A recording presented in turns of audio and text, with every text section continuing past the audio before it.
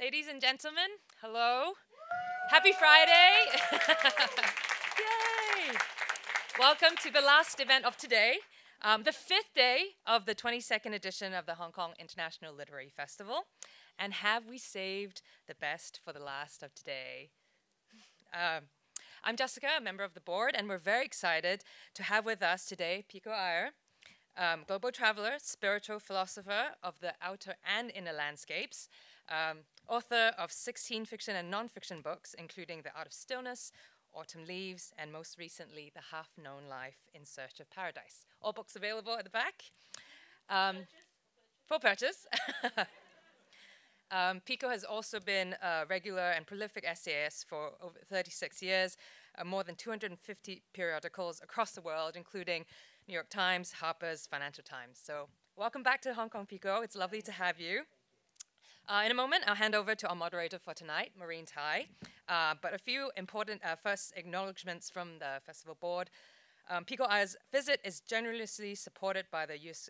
Consulate of Hong Kong, Macau, and this event is also co-presented by the Asia Society of Hong Kong. Our major festival sponsors this year include The Scholar, Croucher Science Week, Shenwei Jian, JP Morgan, the Malaysian Chamber of Commerce, Bailey Gifford, Shunheng Education and Charity Fund, the U.S. Consulate of Hong Kong and Macau, and Ian Drayton Annual Giving Fund. And a few more logistics. We will be taking questions from you guys after the talk, and we'll be passing a microphone around.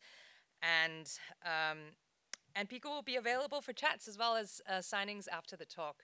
So without further ado, I'm very happy to introduce to you our moderator for this evening, our zealous festival manager and children's writer, Maureen Tai. And so over to you guys and enjoy the session.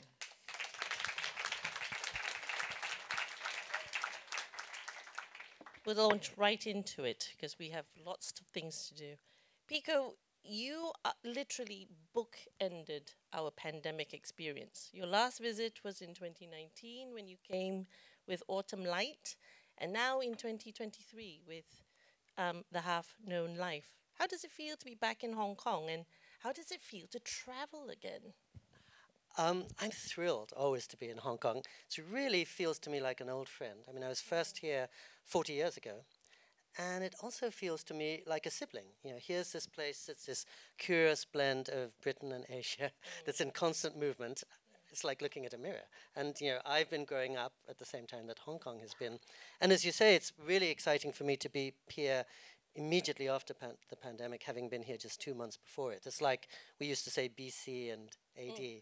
Before COVID and after deliverance. So, I mean, it's nice to see this great moment of freedom that I think Hong Kong's feeling right now, as a few places were feeling 6 months ago as the world began to open up. And in terms of travel, I mean, my dirty secret is twofold. One, I really like being at home because that's where a writer has to be.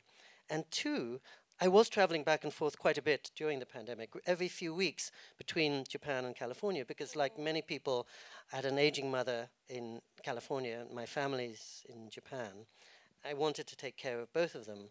And like probably many people in Hong Kong, I have various residencies that I could use like trump cards when the occasion demanded. So it was, of course, a good time to travel insofar as airports were quiet, planes were uncrowded. Every time I flew back to Japan, it required 19 pieces of paperwork before boarding and 13 checks on arrival. But as soon as you were through, it was heaven. Because actually, Japan was in this curious state during the pandemic, as some of you may know, where the government declared a state of emergency and everything was exactly as normal, which I thought speaks for a certain Japanese wisdom that this is the way the world always is. And people are pleasantly surprised if it isn't an emergency. Whereas when I went back to California, people felt outraged, as if reality was affronting them, or as if the fates were choosing to topple their well-made plans. So it was an interesting cultural contrast going back and forth between a place that was in an acute state of panic and rage and one that was extremely unperturbed on the surface. Well, that's quite interesting. I think in Hong Kong, we were all in a state of catatonic, I don't know what, a coma in a way, because there were so many restrictions. Yes, many more here than elsewhere, Many more, and yes. they continued for a long time, yes. Which is unfortunate. Well, but everyone's still wearing masks in Japan, so you've moved ahead of us now. well, I think if you walk the streets, you'll still see quite a lot of people with Yes. masks. I think there's still, I mean, we're quite used to doing this all the time, you know, and there's nothing there. So it's, but in terms of, I mean, speaking about the pandemic, I mean, most people emerge from the pandemic with 3 generations of sourdough appropriately christened and sourdough starters, and you emerge with a book. I mean, how different was it writing during a pandemic, even though you could travel? I mean, it was a different environment It for you. was. And again, I mean, I'm embarrassed to say this, but it was the writer's retreat I've never dreamed of. Or I've always dreamed of, but never imagined that I would get. So I actually broke the back of 4 books during the pandemic, a couple of which you may see in the future. But just to have month after month of undistracted time at my desk was really a glory that I can very rarely afford. Right. And I thought, if I can't write in this circumstance, how could I ever write? Right. I'll never get a calmer time than this. So it was an ideal time to write. And when you were asking about traveling, I think everyone in this room can relate to what I will say now, which is that for many months I was in my mother's house in California with my wife, and we weren't traveling as widely as we usually would, and the local health club was shuttered. So every morning we'd just start taking a walk on the road behind my mother's house. It was usually early in the morning, and the sun was just showing up over the mountains, irradiating the slopes with golden light. And other parts of the valley were in thickest fog, and we would turn around and we'd see the Pacific Ocean just scintillant in the distance.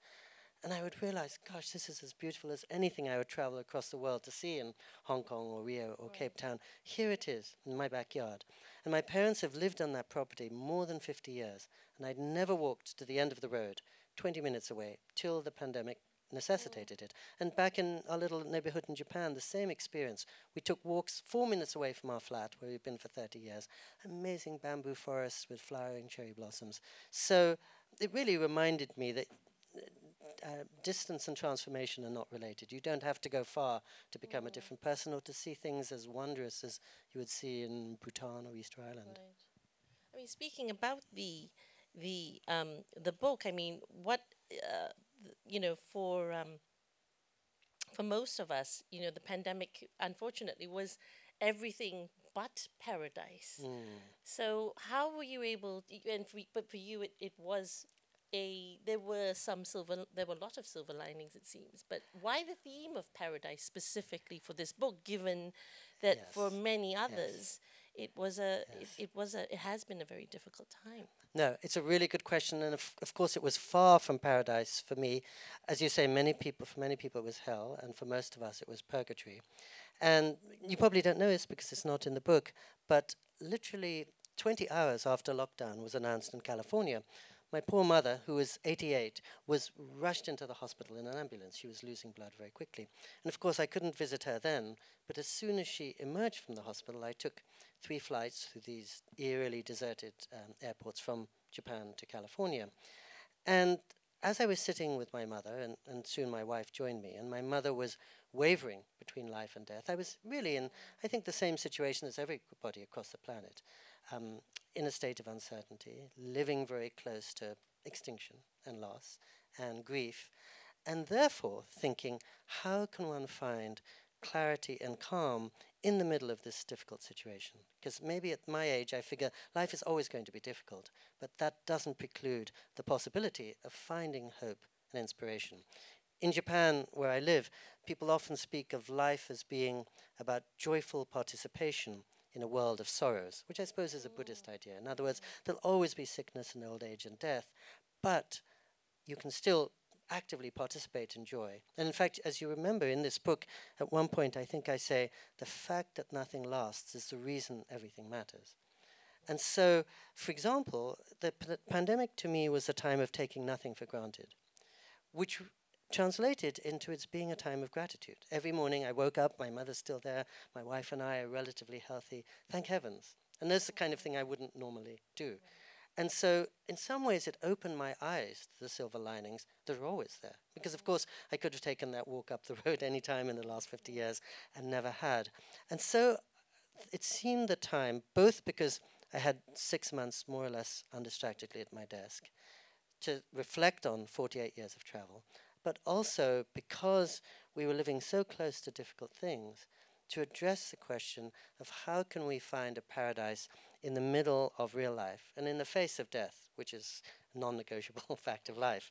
And I was actually just saying to somebody this afternoon, like everybody in this room, I've been on the beach in Bali, and it's a sunny day, and I think this is heaven.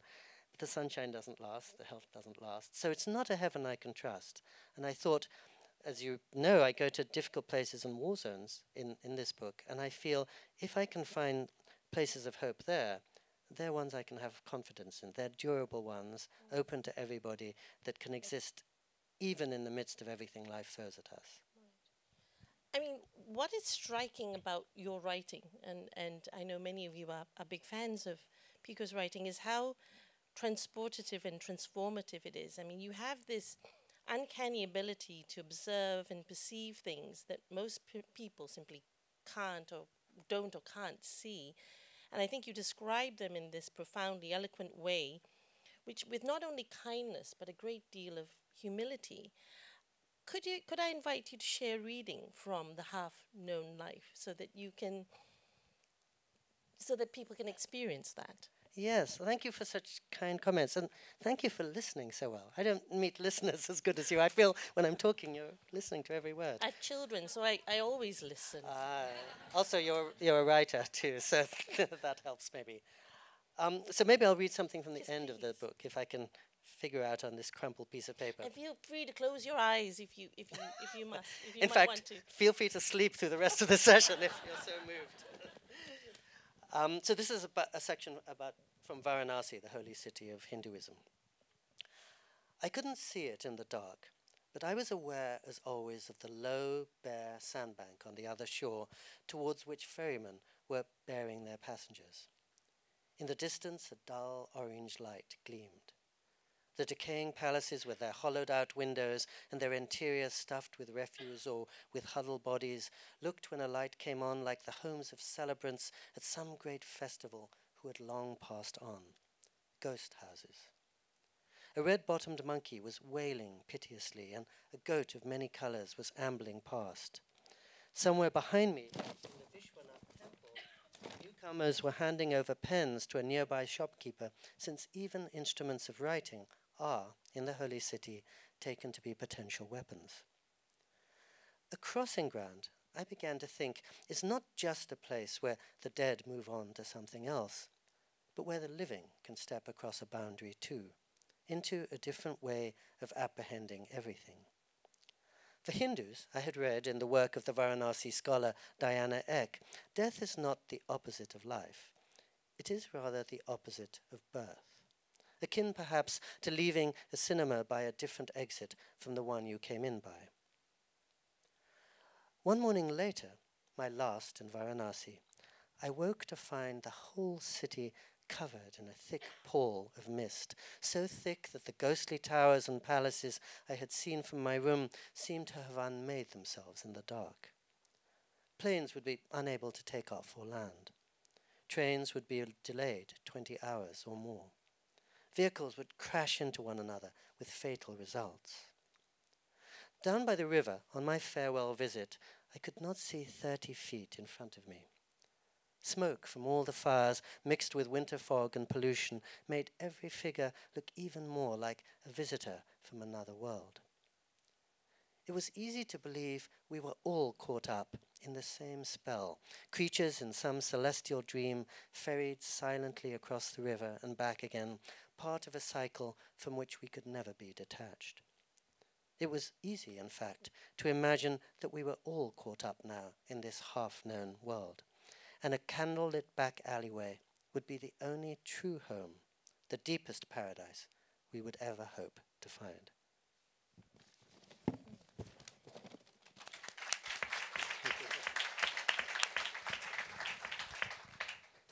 You've named the book The Half-Known Life, and that comes from Moby Dick, which is, to be honest, one of the most challenging books anybody can read, I think.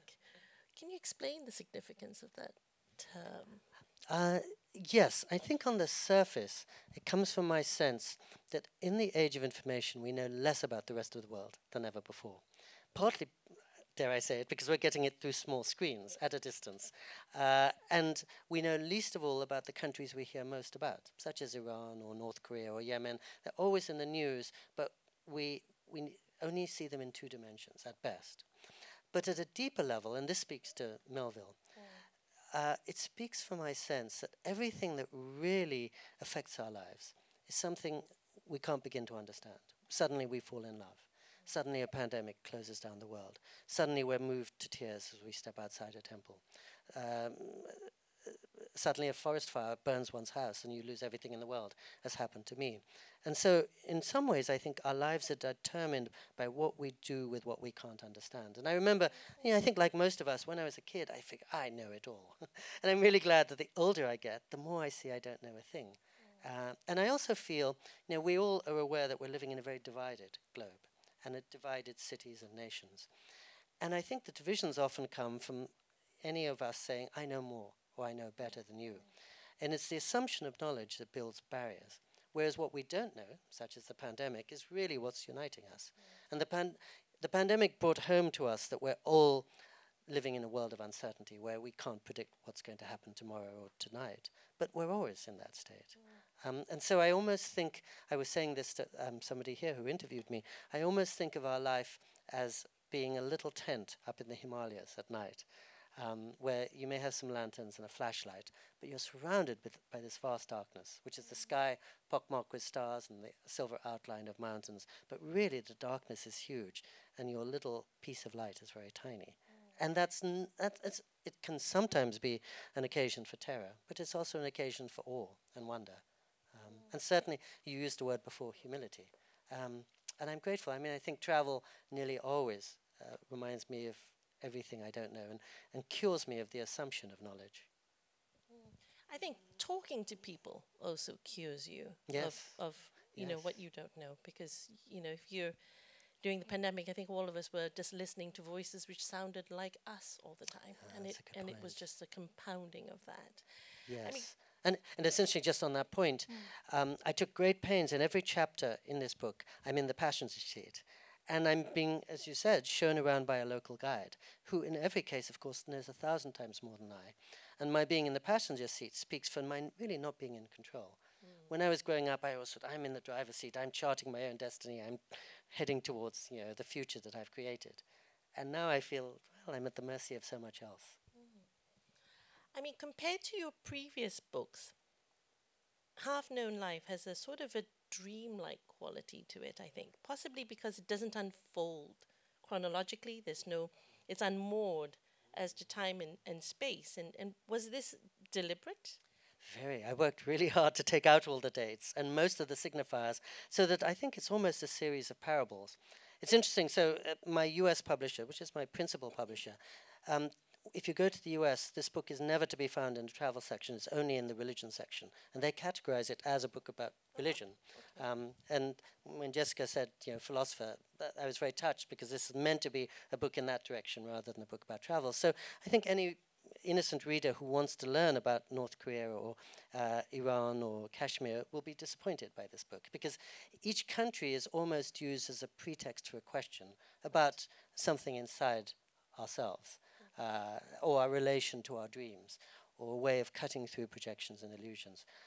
So in many cases, I went and wrote journalistic pieces about these places. So Vanity Fair sent me to North Korea to write a piece about the film industry, and I gathered lots of fascinating information there. The Pyongyang movie studio is 3 times larger than the Paramount lot in Hollywood. They sent me to Iran at this important historic moment when their president and the US president were talking for the first time in 38 years. I went for Time magazine through Sri Lanka to retrace the steps of Marco Polo. And so I had written about these places in a journalistic context with lots of facts and details. And when I went back to piece this book together, as I say, I took them all out so that the places really stand for states of mind rather than places on the map. Right. And you've just mentioned, I mean, it is a collection of travel experiences spanning years before the pandemic. There's Iran, North Korea, Varanasi, Broome in Australia. Anyone from Broome? No. It's a very remote place in the outback. You have to read the book to find that out. Jerusalem. I mean, how did you choose which? You've traveled so extensively, but how did you choose which places to put in this book around the theme of paradise? I mean, Iran is not paradise, presumably. No, not entirely. Though it has the most paradisal spots I've seen in my life of travel. But you're absolutely right. And through many iterations and dozens of drafts, I was slowly sifting. For example, one of the countries I know best probably is Cuba. I've been going there 35 years, and it is a kind of, some people say it's a socialist paradise, some people say it's a totalitarian hell, but it would have been a perfect place to include in this book, and at certain times I did include it, and then I felt that in some ways it distracted because it's a collective utopia rather than a personal vision of paradise. And also, of course, almost every place presents itself in the travel agent's poster as paradise, so I kept out Tahiti and the Seychelles. Yes, that's right. Mauritius, wonderful places that I've been lucky enough to visit. But as mentioned, I was deliberately trying to go to difficult places and places of conflict. And Iran is the place that gave us the word paradise. And it is the place that really created these beautiful gardens that were meant to be earthly visions of paradise. And it is a powerful place now where the clerical vision of paradise and the private citizen's vision of paradise and the Sufi vision of paradise all converge. So in some ways it seemed like the right place to begin the book. But you're absolutely right. It took a lot of time. There's so much on the cutting room floor. For example, Sri Lanka is at the heart of this book. 2 weeks before I returned to Sri Lanka, my colleague, whom I was all set to meet for brunch, got assassinated in the street. But I kept it out of this book, because somehow it would have taken us away. Even though it's such a powerful, moving event for me, it wouldn't have fit into this inquiry into how to cut through our notions of paradise to something that's real. When I write about Iran, probably the single most ravishing place in Iran and the cultural center and excitement for me, there was the city of Isfahan, which is like Iran's Kyoto. I don't think I mention Isfahan in this entire book. So I kept out many of the most striking things in order to thread together a single inquiry, as I hoped it would be. But thank you for asking that question, because of course it was what I was asking all the time I was writing. What belongs, and how can I take out everything that won't assist and advance this particular line of inquiry? And which of these places or these experiences changed you the most or had the biggest impact on you? I think you can tell already, actually, Iran. Iran. In all my years of travel, previously, when my friends would say, where should we go on holiday, I'd always recommend Cuba, one of the most complicated, haunting places. But now I would always recommend Iran. It's the single richest, most sophisticated, and most surprising place I've been. And what made an impression on me is that I'd actually been studying Iran for 30 years before I got there. I financed my first book, writing in the Prince's Building in Central, a 6,000-word, 20-page piece on Iranian history for the Smithsonian Magazine. I wrote long pieces for Time Magazine By on hand? Iran. Everything, sorry. Like you, I've been admiring your handwriting. I do everything by hand, yes. Excellent. But I had to go to the Prince's Building to type it up. I'd actually was writing it by hand elsewhere in Central, and then I'd have to go to the Time Magazine offices to make it look official. And then, at the end of the last century, I devoted 4 years of my life to reading up and researching everything I could get on Iran, and I published a 350-page novel, partly set there, though I'd never been. So when I arrived, I thought, I'm relatively well prepared for this place. And within 4 hours, I saw I didn't know the first thing about it. And that's why I cite it as being the most gloriously unexpected place. So I was as much a victim as anyone of getting information at second hand, but knowing nothing about the textured human reality. As soon as I flew from Santa Barbara, California to the holy city of Mashhad. I arrived, well, you've read this, so you know it already, but I arrived at 3 a.m, and I stepped out of customs, and I was greeted by a really elegantly dressed local guide who spoke much better English than I do, because he had been educated at a boarding school near London before the revolution. We got into the car, and as we were edging through these very crowded streets at 3 in the morning, he started pointing out every passerby who looked either like Mr. Bean or John Cleese, which certainly wasn't what I'd imagined coming to revolutionary Iran. We pulled up at a luxury hotel, almost as gorgeous as the JW Marriott, left over from before the revolution. And when we went in, Beatles, Yesterday by the Beatles was being piped through it. I thought you were talking about insects or something. Yes, sorry, Beatles were being piped through it. No, much better. Well, yes, all my troubles were so far away, was being piped through it. And I could see in the distance a little sign for a mosque, but right next to the mosque was a shop selling the latest perfumes from Paris, and another boutique selling the latest fashions from Paris. And then I went up to my room, which was fairly bare, but there was a television, and I turned it on, and I was so excited to be watching Iranian television for the first time, and there was Piers Morgan on CNN talking about gun control. So I literally had barely arrived in my hotel room, and this was not the place I'd expected. And just... Yes, and I won't give away everything I describe in the book, but I will say my first night in Iran, I was taken by a dissident right into the innermost sanctum of the holiest shrine, which is also the largest mosque in the world, in Mashhad. And everything about his story was something I could never imagine dreaming or reading about. So I'd been there at that point 20 hours, and I'd learned far more than from 4 years of reading and research. Well, it also seems that you try to give your guides the slip all the time. Yes. You sneak out of the room, or you say, I'm going to bed, but you don't. Yes. That sort of thing. So Not possible in North Korea, by the way. Yeah, If you say, I'm going to bed, the guide says, I'll come with you. that's a bit scary. Right. North Korea is not on my list then. Not on many people's On any list. video, no, absolutely. I mean, in my own private paradise called Hotel Quarantine, which many of you will be familiar with, I listened to your soulful, intimate conversation with Elizabeth Gilbert, part of Krista Tippett's podcast on being, and it's called The Future of Hope. For anyone who is interested in podcasts, this is probably singularly the most insightful and soulful conversation. And it was there that I learned of your mother's passing. And you dedicate the book to her, and you refer to her, I love this term, as a fellow traveler. 2 words that say so much to me, but would you be able to share what her influence was on your life and your work? Oh, thank you for that. And now I've met your son and daughter, I know as a mother too, you know what it is to be a fellow traveler with one's children. I mean, so both my parents, but my mother as much as my father, were philosophers and professors of religions. So that was a great thing to grow up amidst. But also, literally, my mother had a great curiosity about the world. And so she was widowed when she was 64, and I'm her only child and really her only living relative.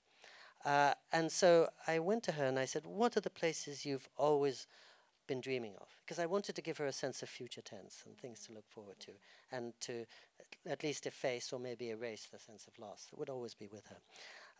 And luckily she came up with some good suggestions. She said as a little girl growing up in Bombay, she'd always dreamed of seeing Easter Island, which must have been more remote than the moon at that point, because this is before jet travel. And she mentioned Cambodia, she mentioned Syria and Jordan. So every New Year, she and I would travel together. And you probably discovered this with your kids already. The great thing, among others, was that as long as we're at home, we're stuck in the same sitcom routines we've been playing for 50 years. You know, she's always the mother and I'm always the rebellious 5-year-old who's trying to get away from my mother. But as soon as we were on a trip together, we were literally fellow travelers, adventurers, on the same side of the table, sometimes going in different directions and coming back to dinner to share them. Equaling your not in being unfamiliar, right? You equal Yes. in that sense. Yes, exactly. And we're linked literally by what we don't know, rather than your mother saying, I know better than you. Yes. Still know better than you. And you're absolutely right, because my mother chose places, and I sort of semi-chose places that I'd never been to too. So you're right. In both cases, we were equally new to Easter Island or Damascus or wherever it might be. And then I've always been very skeptical of cruise ships.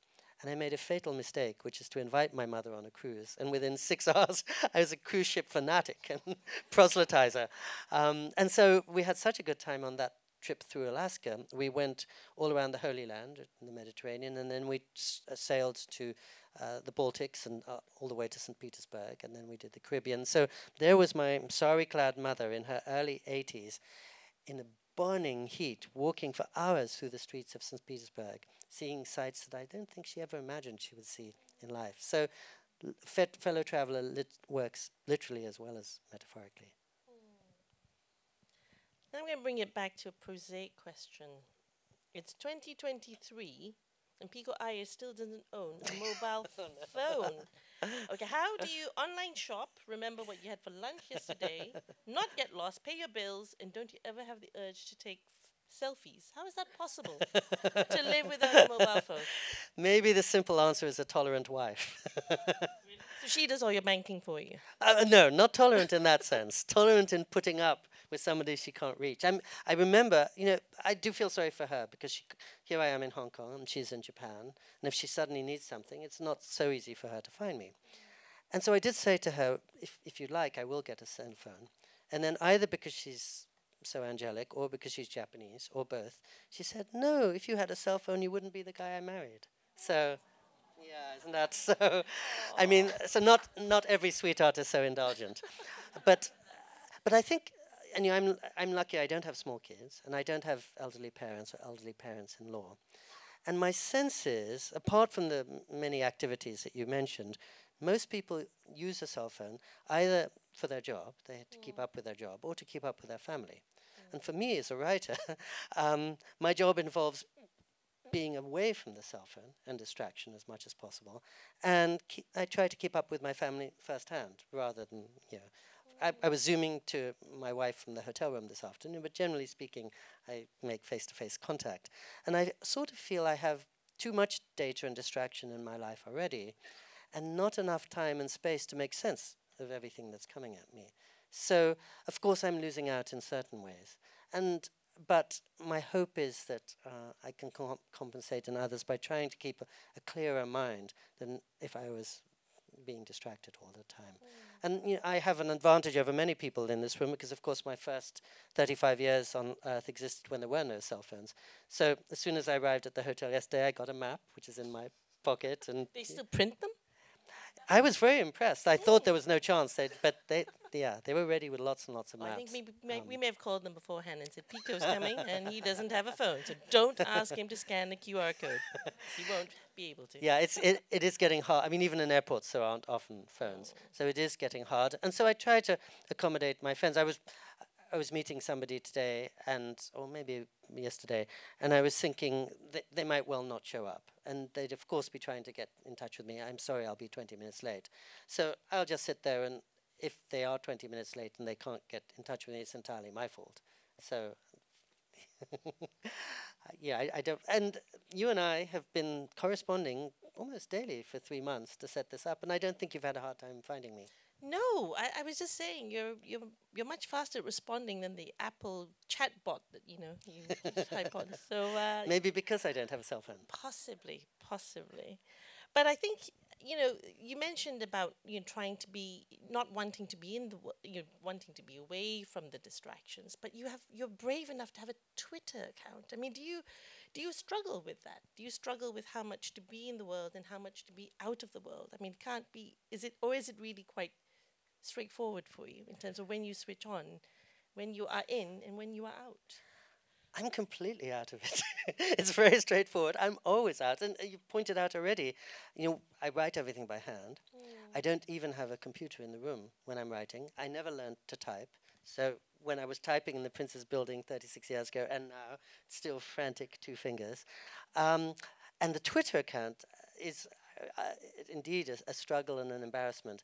But 10 years ago, I was giving my first talk for TED. And they sent a message around to maybe 75 people who were giving talks that day. And the assumption was, please talk about this on your Twitter accounts. And I suddenly thought 74 people have Twitter accounts, and I don't even know what social media is. So I better get with the program. So at that point, I started a Twitter account, and then I found I didn't have anything to say, and I didn't know what to do with it. And to this day, I still don't know how to answer somebody who addresses my tweets. So I just put one sort of gnomic sentence up every day, and then forget about it. And I don't follow anybody on Twitter. So I'm afraid I am a non-participant. I think somebody told me my publishers maintain a Facebook page for me, but I've never seen it. Oh, right. And Well, now you know. You don't have to tag Pico on Facebook or on I don't even Twitter. know what tagging is. Exactly, there Yeah. you go. In fact, my editor very kindly sent me an Instagram post today because she said, I know if I wait for you to see it, we'll be into the 24th century or later. Going back to the notion of paradise, I mean, for many, sort of a home or a feeling of belonging, that itself is a paradise.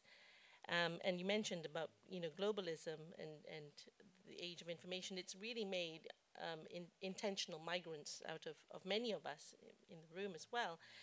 But also as places change, many of us have, and it's made us into unintentional migrants. Many of us have started to question as things change around us where home is and how to belong. And what I've always felt, you talk about knowing everything growing up, but from your writing, you've always seemed very comfortable and centered in your sense of your home and belonging in your own skin. How did you achieve this understanding? And what advice do you have for those of us who are still struggling to find this home, that's this paradise? Such a thoughtful question. I mean, I think especially in Hong Kong and in a room such as this, where, as you say, almost everybody here probably has many places to which they're attached through their experience, through their dreams, through their partners. We all know that home is not necessarily where you live, it's what lives inside you. Your son, for example, your daughter, your principles, the things that you love, the song that you're always going through your head, your favorite book, which we'll be talking about tomorrow. And I'd always felt this. And then, of course, when my house burned to the ground and I lost everything, it took a literal truth. Because the day after the fire, if somebody said, "Where's your home?" I had no physical construction. But I still had my mother, I still had my Japanese wife-to-be, I still had the songs and books and things that I love. And I do think that, for most of us in a room such as this, home is a collage that you're constantly adding to and that you'll never complete. And in some ways, that's a benefit of the global age that most of us were exposed to and gaining from so many different cultures. And probably next week, you and I will meet a new culture that will teach us something that we didn't know. I mean, I'm never one to give advice, but I think when I was a little boy, having been born and grown up in England of Indian parents and then moving at the age of 7 to California, I thought, not what a disadvantage this is, but what a blessing. I've got 3 pairs of eyes. I've got 3 ways of looking at the world. Again, I was saying this to somebody in the audience who was interviewing me. I can mix and match them. I can push them together. When I arrive in Iran, I'm not seeing it as a typical person from England is, if such a being exists, or as somebody who's entirely from India, or as a Californian. I'm seeing it in many ways at once. I remember Orhan Pamuk, the great Turkish novelist, said in the context of this, 2 heads are better than 1. 2 hearts are better than 1. And of course, we can all end up in the cracks, neither here nor there. But I think in some ways I've embraced the sense of living in the passages, transitions, convergences between cultures, the collisions between cultures in some ways. And so it's felt a natural home, and maybe that's one reason why when I come to a Hong Kong or a Singapore, I feel I'm with kin, and people we may not all have the same answers, but many of us have the same questions. And in terms, you're absolutely right about places shifting under our feet. So I'm an intentional migrant to Japan. I'm an intentional migrant these days away from the US. And Japan, at certain surface level, is changing at the speed of light. But I think what took me to Japan is something that doesn't change, and it's something deep in its character. Just the way when you marry somebody, of course, in the course, I've known my wife 35 years, so in those 35 years, each of us has been through many, many changes.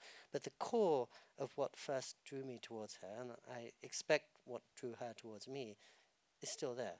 When I meet a grandmother of 80 years old, including my own mother, I sometimes will see the same sparkle that she had as an 8-year-old child. And I think there's certain continuities in people and in cultures too for all the changes on the surface. And I know that's discounting politics, which often rewrites places dramatically.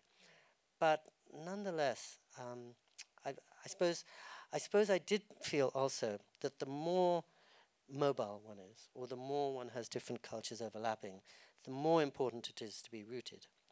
So you began by asking about my life as a traveler, because of course anyone who reads anything I've written reads about the 2% of my life that's really exciting when I'm moving around, and not the 98% that's really boring when I'm just sitting month after month at my desk writing about the places I've been. But that's partly because I felt at an early stage, if I am moving around a lot, I have to know exactly where I stand. So if my family were here, they would say, this is a guy who never moves at all. I've had the same car for 28 years. I've been in the same little apartment for 32 years. I've had the same partner for 36 years. I've been going to the same monastery for 31 years. It feels as if really, and maybe that's a response to a world that's accelerating and swirling around me. I'm very stubborn and don't move so much. So I guess it is about seeing the world with your eyes rather than seeing what other people's vision is of yes, yourself. well said. Yes, because I feel I'm powerless against that. Whoever one meets, whoever you are, people are going to project things onto you. I mean, I'll go to certain places and people see an Indian face and they'll close the door on me. And I'll go to California and people say an Indian face and they bow before me and assume I'm full of yogic wisdom. So both of those have nothing to do with me. And apart from the fact I've never lived a day of my life in India. So, in other words, whether you're small or tall or dark-haired or blonde, people are going to make assumptions about you. And as you said, or as I said, maybe there's nothing I can ever do about those. So I just have to, know in myself who I am and what I care about. But when you write about people, you have this, you convey this sense that you see the innate goodness in everyone, even in thugs which are running after you in the outback of Australia, and you're running away from them. It doesn't. You don't call them, oh my goodness, or whatever. There's still some belief in you of that. There's goodness there. Is that? Do you have a fundamental sort of belief in the goodness of humans, even though really we're kind of awful? I love that question. You're right. I think I do. And truly, I take myself to really difficult places because I think I'm an optimist by nature. And I take myself to difficult places partly because I think I've had a relatively comfortable life compared with most of our global neighbors, but also that I do tend to see the glass as half full. And I tend to have, I think, a relatively upbeat, sunny temperament. So I feel that I should challenge it. I don't want to go to places that are just going to confirm me in my prejudices. And I think some of these places are pretty harrowing and make me think twice, should I indeed believe in inherent goodness? So I suppose that's a choice one makes. Just during the pandemic, every day when I woke up, I thought, either I can be really frustrated at the myriad of things I'm not able to do, or I can be grateful at certain other things, as I was saying, that I can do. And it's up to me. But the color of the day and my interactions with everybody I meet will be determined by that choice. And so if I am in a state of frustration, probably I'm not going to have as many friends and happy interactions as I might otherwise. Well, speaking of your happy interactions, I mean, you've lounged with Leonard Cohen and dined with the Dalai Lama. Of all the people you've met in your life, who has inspired you the most, surprised you the most, sorry, and why? Well, you really answer that, with those two. And Leonard Cohen is the one, I suppose, that would most surprise me. Because I'd listened to his songs all the time I was growing up. And as I was talking about projection, I had a certain notion of who he was. And I first met him when he was a monk for 5 years, living in the high, cold, dark mountains behind Los Angeles. And in fact, although I'd been listening to his music for 21 years at that point, I drove up this winding road, almost to the snow line, and I pulled off at a parking lot. And a figure came out to me in a really worn, tattered black robe with a red bobble cap and wire-rimmed glasses, and stood at my door and gave me a deep bow that we'd never met before, and then insisted on carrying my bags to a little cabin where I was to stay. And as soon as we got to the cabin, started heating up water and cooking dinner for me. So I literally didn't realize this was Leonard Cohen, whose voice and whose songs had been echoing in my ears for half my lifetime at that point. So there was a surprise, that he had turned himself into essentially an anonymous grunt. And here is this glamorous, popular icon of music and literature who could be anywhere in the world doing anything he wanted. And he had chosen to give himself to this back-breaking discipline, was spending every day and night scrubbing floors, shoveling snow, looking after the then 88-year-old Japanese head of the establishment. And nearly all of them, when I went up there, they were going through a sesshin, which is 7 days and 7 nights of almost unbroken meditation in the middle of winter, when it's almost frost on the ground. And the others were all in their 30s or 20s, and he was 61, putting himself through this.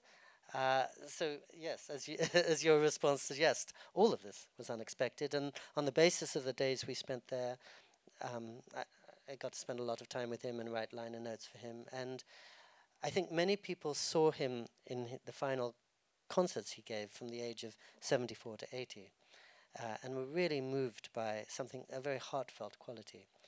And the one thing I would say was that in private, he was even more modest and gracious and wise than on stage. And because I'd seen him in his Zen training, I realized that he was bringing to the great concert halls of the world all the passion and depth and intensity of the meditation hall. And I think elevating people often in the process. So, and his life was full of surprises, because when I met him first in 1995, and I asked him, what about your career? And he looked at me as if he didn't recognize the word career or the name Leonard Cohen. And I'd say to him when he brought out a new record, which do you think they're going to play on the radio? And he'd shake his head and he said, the radio has no time for me now. I'm 63-year-old Zen monk. Nobody in their 20s tuned into MTV is going to want to listen to me. And then, as most people know, while he was up on the mountain, somebody apparently took all the money out of his bank account, so he was rendered bankrupt. And on the basis of that, he had to go on the road at the age of 74 and suddenly became the crown prince of fashion and beloved across the world. And so his life had very pronounced highs and lows, which really dramatized to him, I think, his sense of the half-known life and how little he knew what the fates had in store for him. There's much more I could say about him, but he's the one who jumps out, as you anticipated. Well, I think it's time, actually. I know many people in the audience have questions for you, so I will turn it now over to the floor to ask any questions they have for Pico, and then I'm going to close with a question afterwards. And as was said at the beginning, we do have a mic. Oh, good, and a hand.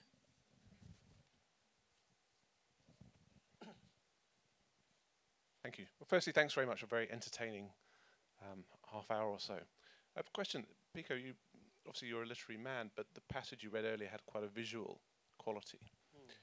But where you live in the analog age, stubbornly without the mobile, for example, when you travel, how are you actually recording all of these experiences? Is it just memory, or are you just writing each evening? How are you actually doing that and bringing it?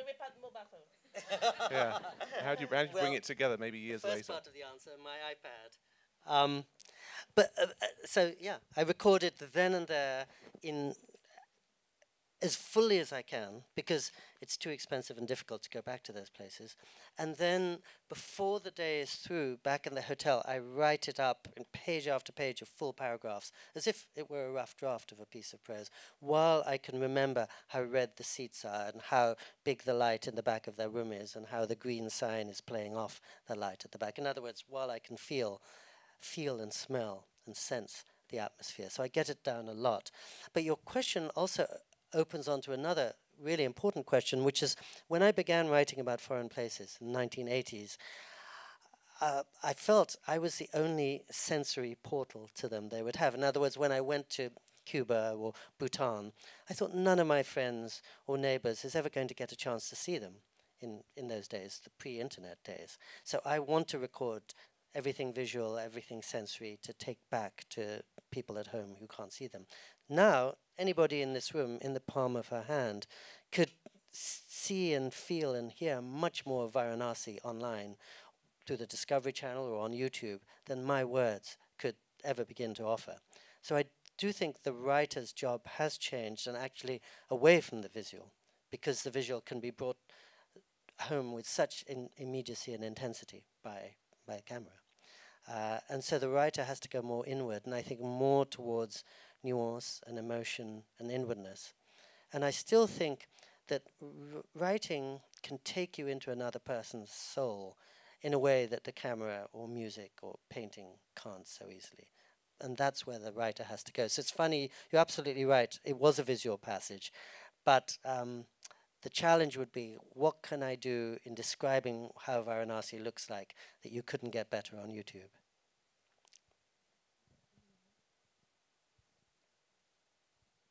Good, I see a hand at the back. Hi, do you, I don't know if you still go regularly to a monastery or if you incorporate meditation into your daily routine. Can I ask you, is that for an end in itself, or do you find that it makes you a sense of deprivation, makes you a better writer, better thinker? Perhaps you share a little bit, if it's not too private, about that part of your life. That's a tremendously good and thoughtful question. Thank you. And I think it's a two-part answer. So, yes, for 32 years, I've been regularly making retreats at the Benedictine Hermitage in Big Sur, California, overlooking the ocean, though I'm not a Christian. So I've been there more than 100 times, sometimes for 3 weeks on end. And I really like your question because it puts me on the spot. I mean, at some level, I do go there in order to clear my mind, in order to come back into the world with a new sense of direction, in order to enjoy peace and the world even more radiantly next to me than when I'm just at home. So I'm actually just completing a book that's a companion piece to this one, and I was working on it this morning in my hotel room about those 32 years, and I hope it'll be out maybe 2 years from now. And I think when first I went there, I just thought, this is true heaven. Not because of the absence of cell phones and televisions and the other, but just I came to my senses. I was wide awake, and I was registering every slant of light and every rabbit in my garden and every flower the way I never would otherwise. And all the thoughts and anxieties I'd had when I was driving up to the place just vanished somehow. So it was a great liberation, and I've always benefited from that. And although each person finds her own way to something like that, that's been my way. So I don't usually tell people to go to that particular place, but I do urge them to go to wherever they'll feel most spacious. In terms of meditation, I've never had a meditation practice. But if my wife were here, she'd say, all this guy ever does is sit still at his desk for hours each day, trying to see what's beyond his thoughts or trying to cut through the illusions that his thoughts make. And so that too.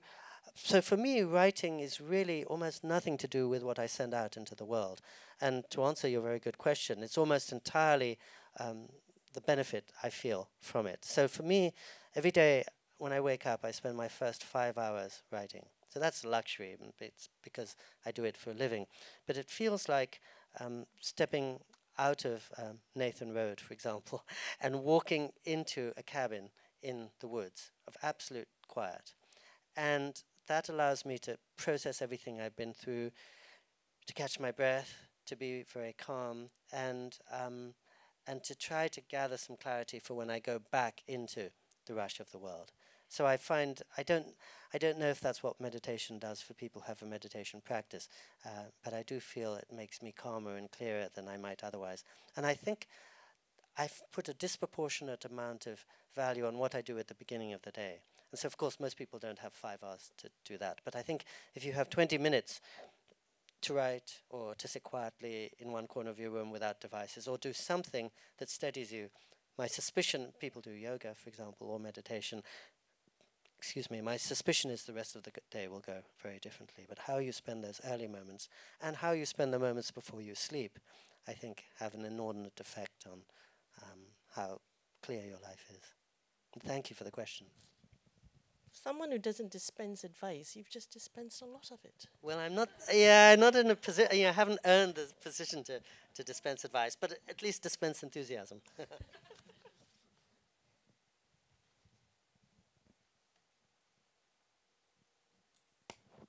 Thank you, Pico. It's so great to welcome you back to Asia Society. I'm curious, how have you mourned the passing of your mother? I ask this because I've passing of my father about 2 years ago. So how have you kind of mourned? And by the way, great advice about the trips, because I think that's something that I always remember, with my father. But how have you mourned passing of a loved one? Thank you. And I will say, before my mother passed away, about 18 months ago, the best thing I did, which I think many people do in different forms, was every Sunday when I was nearby, I would take her out for dinner, and I'd ask her every question about her growing up, how she met my father, what I was like as a little kid, all the things that I would never know and that nobody alive could tell me.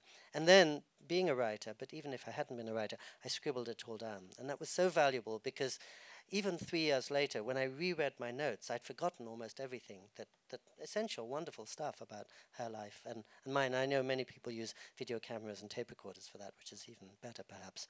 In terms of mourning her, she had a stroke in 2015, and although she recovered pretty well and it didn't hit her so hard, she was a different person from that time on. So really, for 6 years before she died, I felt I'd lost my mother to some degree. The person I'd been used to for almost 60 years was not entirely there. And so that made it a little easier. And I must say the pandemic was a real blessing because it meant that I could spend most of her final 15 months on Earth right next to her, as I never would have been able to do otherwise. And in fact, since the age of 9, I'd never spent even 2 consecutive months at her dinner table.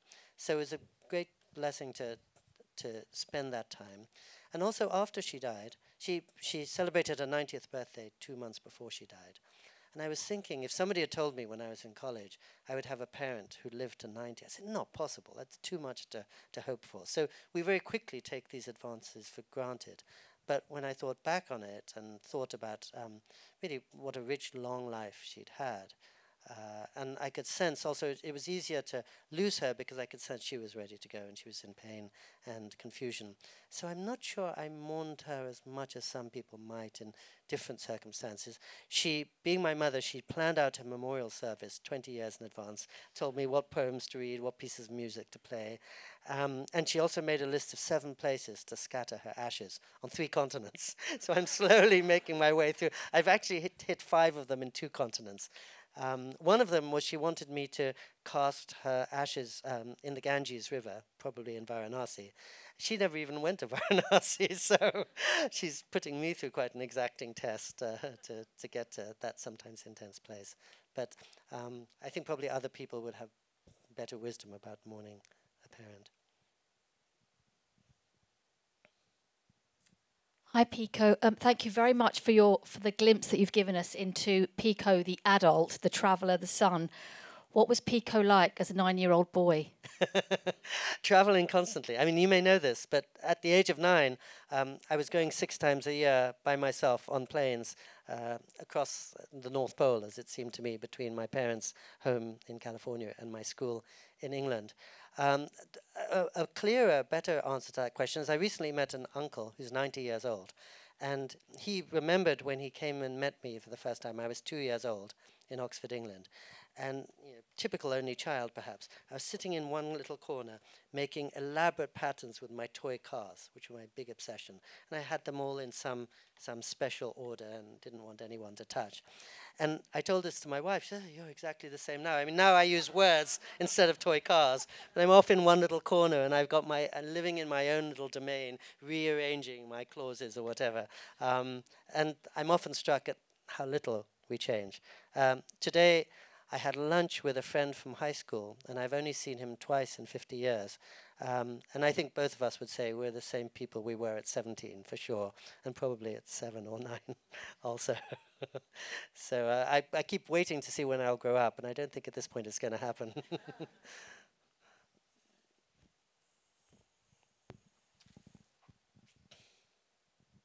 Hi. I really like what you said about, well, I find the way you live your life quite inspirational, the fact that you don't have a smartphone.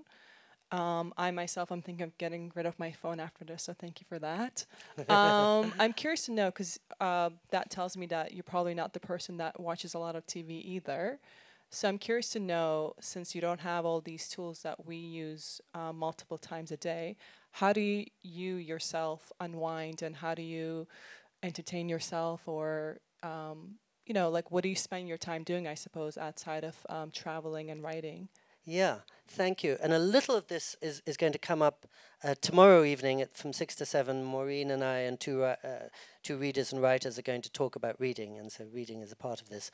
But I used to live, in my 20s, I was living in Midtown Manhattan, leading a glamorous-seeming, exciting, fast-paced life of the kind that most people live in this room probably live in Hong Kong. So I was leading just the life I dreamed of as a little boy. But I thought, I'm having such a good time, I could easily wake up and I'm 70 years old and I've never tried any alternative. So I moved from Park Avenue and 20th Street to a single room on the back streets of Kyoto. No toilet, no telephone, no anything. And I thought, first, anything that happens here is going to be different. Just going to the supermarket will be an experience here, as it wasn't in New York. But more, I thought, in this uncluttered life, every day will last 1,000 hours. And it never seemed to last very long in New York because I was moving so quickly. And I read once, I think I said this last time I was here, that if you measure impatience or rapidity of life by how quickly people press the elevator buttons, Hong Kong is the fastest city in the world. But New York is surely not far behind. But my life in Kyoto is very, very slow. And all these 35 years later, it still is. So I wake up horribly early in the morning, and I spend my first 5 hours, as you heard, writing. I take 2 walks around the neighborhood, and that's an important part of my writing practice, and an important way of my decompressing practice too, of course. I spend 1 hour sitting on a terrace reading a book, which I will be talking about tomorrow. Then I go up to the health club and I play furious games of ping pong with my largely octogenarian neighbors who let me win a point once every 3 months.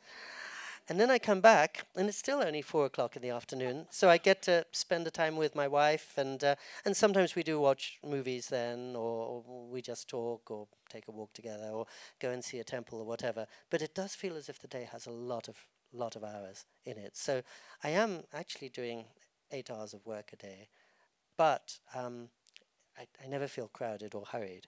And it seems as if even if I'm sleeping 9 hours a night, and sometimes I do, that means I still have 7 hours free. And those hours feel very free, whether I'm playing ping pong or hanging out with my wife or reading a book on the terrace.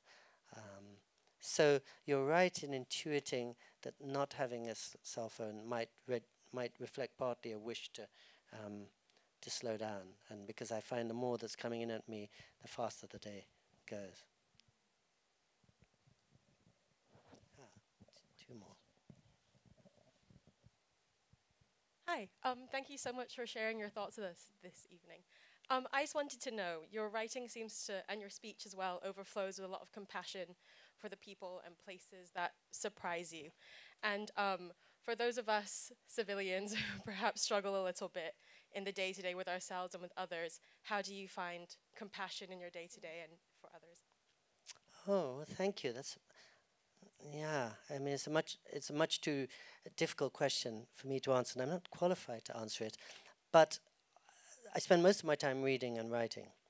And the beauty of both of those is that they involve trying to see the world through eyes different from your own. And for example, the gentleman earlier was asking whether it's an end in itself or a means to something. And one reason I really appreciate writing is, let's say I'm having an argument with my wife and I'm convinced she's wrong. My job as a writer is to go into that metaphorical cabin and play the whole place out from her point of view. and see all the ways that I'm infuriating. Which which are abundant usually, or somebody I've never met. How would it be to be an Iranian in this difficult situation? It's a wonderful place for me to visit for 2 weeks. It's a very difficult place for somebody living there. And when you read, of course, that's exactly what you're doing. Suddenly you're experiencing the world through other eyes. And so every now and then, if I'm getting really exasperated with somebody, I remember, oh, poor guy, he's probably trying to support his sick mother, or he's got 3 kids and one of them's not doing very well. And so, I mean, I suppose that's the only small exercise I use for myself, which is, to remember everybody's going through really hard times, which I so easily forget. And so I think travel, again, is a way of doing that, because let's say we hear the word North Korea, and everyone in this room probably just imagines one face, which is just what that one face who's ruling the country wants. But you go there, and then suddenly you see the constraints that they're living with, but you also see the way that resourceful human beings are trying to work around those constraints. And as soon as it moves from 2 dimensions to 3 dimensions, suddenly you make a human connection. And North Korea, which is just an abstraction and a rather menacing one to most of us, suddenly becomes that person walking down the street who's somehow in a starving situation trying to get food or whatever. So I think those are just trying to see the world firsthand has been my way of trying to remind myself that everybody's got her problems. Do we have time for one? Oh. How many? Maybe we should just have 2 since the final, and then. Thank you, Pico. I just wanted to get your thoughts about what paradise is. I know you tried to answer this in your book, but do you think paradise is more kind of like a construct of the collective imagination, kind of just from literature or history or culture, and how much is it actually something tangible which you feel in the air and in the shape of the land when you're traveling through these various places? I think for me it's a way of seeing, which is a way of being. So I do think it's within. I don't think it's anything external. And almost at the beginning of the book, I do make a distinction between the collective vision and the private one, because I've been to countries like Cuba or North Korea where a government is suggesting this is a collective vision of utopia. And I think that's hard to pull off because each one of us has our own vision of how we would like the world to be. And even in an individual level, everybody here has her own notion of what it should be. So at the heart of this book is Jerusalem, which is one of the holiest places on earth, and it's also, of course, a center of conflict forever because everyone's notion of paradise clashes. So I think almost thinking about paradise gets in the way of our seeing it. But for me, I think it's, very hard to have it a function of collective imagination. But but private imagination, very possibly. Hi, thank you for your time today, and we love having you here. Thank you. My mother always said that we traveled a lot because it's once you go somewhere, you can always go back to it in your mind, and it's always part of who you are. And because you're amongst friends, is there anywhere you wouldn't go back to? Well, I'm sure there are no friends here from Atlanta, Georgia. But in case there are, I won't mention Atlanta. But you're absolutely right. I was actually writing to somebody this afternoon. To me, almost all transport is in the heart, in the memory, or in the imagination. And it goes back to the really nice question about compassion. I mean, really, if I go somewhere and I have a bad time, I assume the problem's in me rather than in the place. In other words, I fail to understand it. And so often I'll meet somebody who's gone there and, of course, had the most wonderful time. So I think, I wrote a whole book about Graham Greene, and he says almost exactly that, which is hate is a failure of imagination. And you could extend that to dislike or distaste or whatever is a failure of imagination. So Well, I think on that note, the gentleman over there asked the question I was going to ask you anyway. But I think we can all be sure that we have, certainly for us, this being with you and sharing this time with you has been a slice of paradise for all of us, in particular me. So Thank you so much, Pico Iyer, for being with us and for telling us about the half-known life and for sharing your thoughts and your wisdom with us. Thank you.